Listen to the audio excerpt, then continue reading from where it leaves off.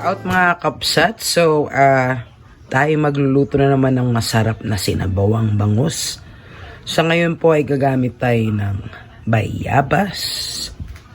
Meron po tayong puso ng saging, ang ating sibuyas, luya, kamatis, ang ating siling green, syempre ang ating bangus, at ang ating dahon ng sibuyas. Tara po, let's get started. So ayan na nga mga kakapsat, naubusan tayo ng gasol. Kaya dito muna po tayo sa rice cooker magluluto. So yung pinaghugasan ng bigas ang ating magiging sabaw. So nagsaing po muna tayo bago po tayo nagluto ng ulam. Ayan na nga, isasabay na natin yung ating kamatis, ating bayabas, ang ating sibuyas at luya.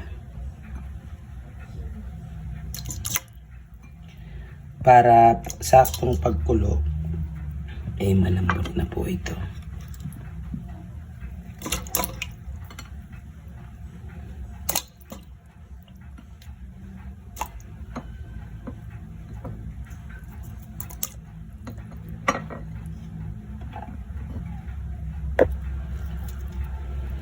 So, napaka-simple lamang po ng ganitong lutuin. Tapos, tsaka po natin siya tatakpan para tipid na rin po sa kuryente. So, ngayon na nandyan na po lahat. Tatawag natin ang bayabas, ang sibuyas, kamatis, luya. Lagyan naman po natin siya ng konting salt. Lagyan na rin po natin siya ng konting patis. Para isang kuluan na lang po siya, mga kapsat. Para maluto ang ating pinakakamatis at bayabas. Takpan muna po natin siya. Balikan natin siya mga 5 minutes later. So ayan na nga mga kapsat, kumukulo na ang ating pinapakuluan. Shout out naman po dyan sa mga mahilig sa sinabawan. So ayan po, medyo inayin lang po natin yung ating pinakapangpaasim, which is ang ating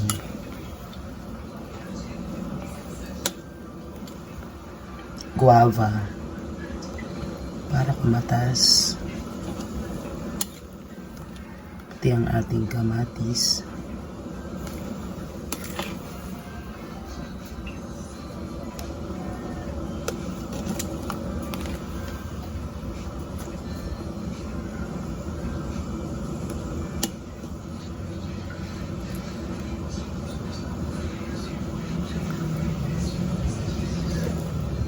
So ayan guys, takpan muna po natin siya ulit.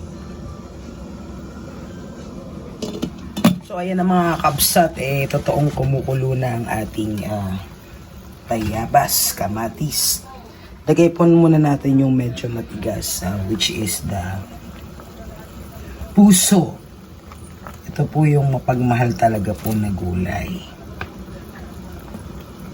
Ang puso ng saging. Ako po, simple po to pero rock na rock, sabi nga nila.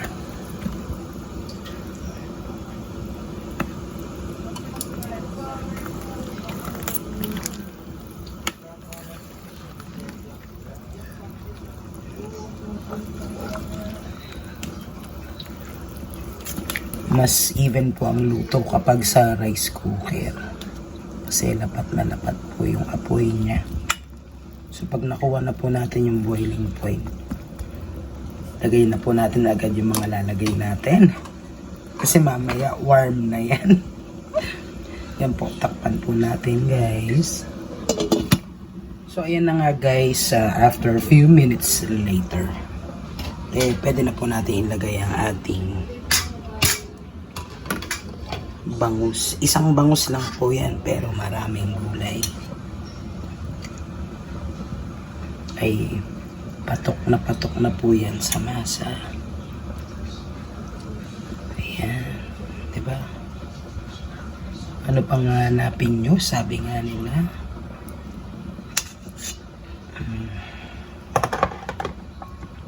Tsaka po natin lagyan ng patis.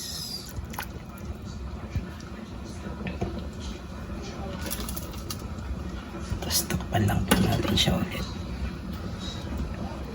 Ayan. Kumukulo ang ating isda, ilagay na po natin ang ating ceiling green. Siyempre para medyo may anghang-anghang siya at ang konting seasoning, it's up to you guys. Tapos po niyan, yung sinaing nyo po, ihanda nyo na. Tsaka yung patis na may kalamansi. Ayan po. Mga ilang minuto po ay kakain na po tayo. Thank you guys for watching.